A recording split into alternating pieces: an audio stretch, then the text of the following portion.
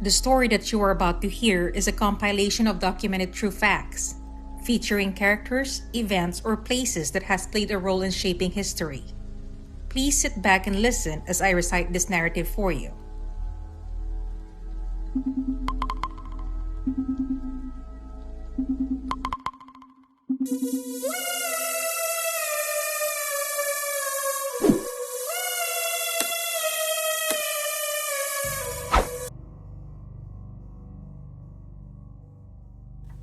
Andre Rand is an American convicted kidnapper of 2 children and suspected serial killer, currently serving 25 years to life in prison. He is the subject of the 2009 documentary Cropsey, which states that he may have been the source of the Cropsey legend. Cropsey was just an urban legend, the boogeyman of Staten Island in New York City. Cropsey was rumored to be a homicidal madman, an escaped mental patient with a hook for a hand who haunted children and dragged them back to the tunnel system that lay under the abandoned ruins of the old Seaview Hospital, a former tuberculosis sanitarium.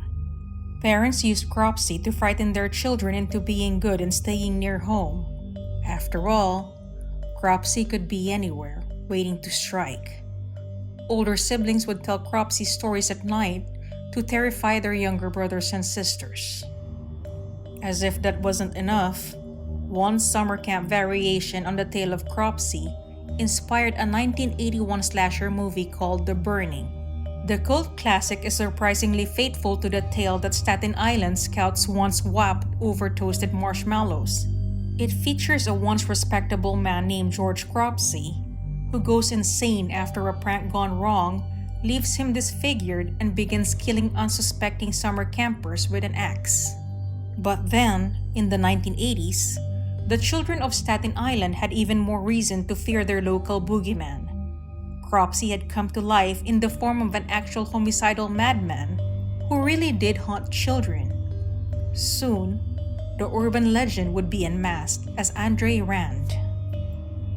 Andre Rand was born with the name Frank Rushan on March 11, 1944.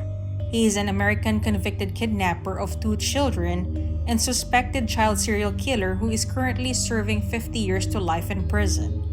He is eligible for parole in 2037. Rand was born Frank Rushan. According to his sister in the 2009 documentary Cropsey, neither she nor Rand were sexually or physically abused as children. When he was 14, his father died on March 27, 1958, and his mother was institutionalized at Pilgrim Psychiatric Center in Brentwood, New York, where they would visit her as teenagers. Rand grew up in Ithaca, New York, served in the Army during the early 1960s, and worked as an attendant at Willowbrook from 1966 to 1968, after which he changed his name to Andre Rand. The origins of the name Andre Rand are unknown. His first brush with the law was on May 25, 1969, when he enticed a 9-year-old Bronx girl into his car and drove her to a vacant lot. He removed his clothes and hers, but a passing police car interrupted the crime. Charged with attempted rape, Rand pleaded guilty to sexual abuse and was sentenced to 4 years. He served 16 months. In 1972, 5-year-old Alice Ferreira vanished after her brother had left her alone for a moment. They were playing in the lobby of a building on the island. Reports also suggest Alice may have been sighted in one of the parks. Rand was the prime suspect in this case due to his previous criminal record. Alice was never seen again. In 1979, he was accused of raping a young woman and a 15-year-old girl, but neither pressed charges. In 1981, 7-year-old Hollyon Hughes did not return home after going to the store to get a bar of soap with her friend. Andre Rand pulled up to Holly and her friend and pulled Holly into his Volkswagen and drove off with Holly. Her parents filed a missing persons report and a search was issued. When questioned, several eyewitnesses reported seeing Hughes with Rand. She was last seen with Rand and has not been seen again. In 2004, Rand was convicted of kidnapping Hollyon Hughes. In January 1983, Rand drove to Staten Island YMCA, enticing 11 children into his van and drove to Elizabeth, New Jersey, where he treated them to White Castle burgers. He then took them to Newark Airport, where they watched planes arrive and depart. On return to the YMCA 5 hours later, Rand was charged with unlawful imprisonment and served 10 months in jail.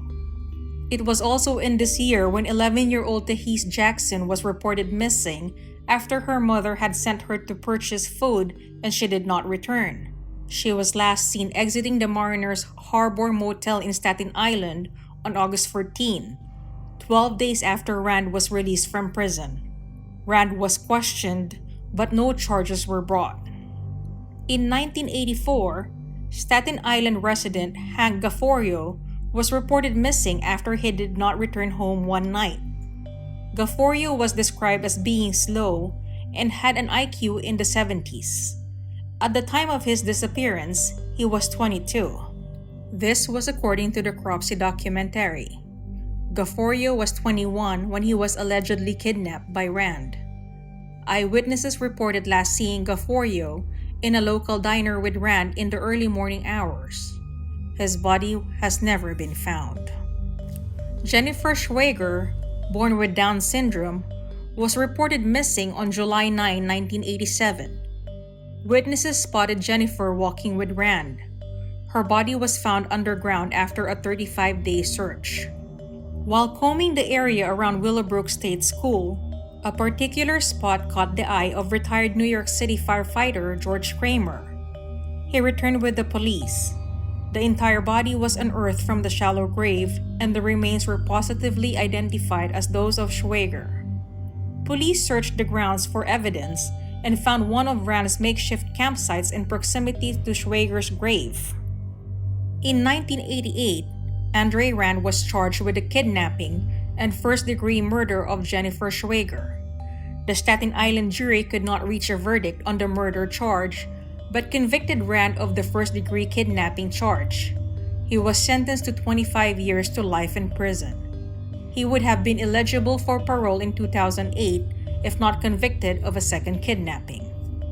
According to the Cropsey documentary, some people, along with detectives, speculated that Rand may have been involved with Satanism and provided the children to be sacrificed. There were people also who thought that Rand was not alone in the commission of his crimes, and many believed he was passing the children around to his friends in the underground network of homeless and mentally disabled people living in the tunnel systems of the former Willowbrook State School. In 2004, Rand was again brought to trial, this time charged with the kidnapping of Hollyon Hughes 23 years earlier. There is no statute of limitations in New York for first-degree kidnapping, which made this charge possible. A jury convicted Rand of the kidnapping in October 2004, and he was sentenced to another consecutive 25 years to life in prison. He will become eligible for parole in 2037 when he is 93 years old.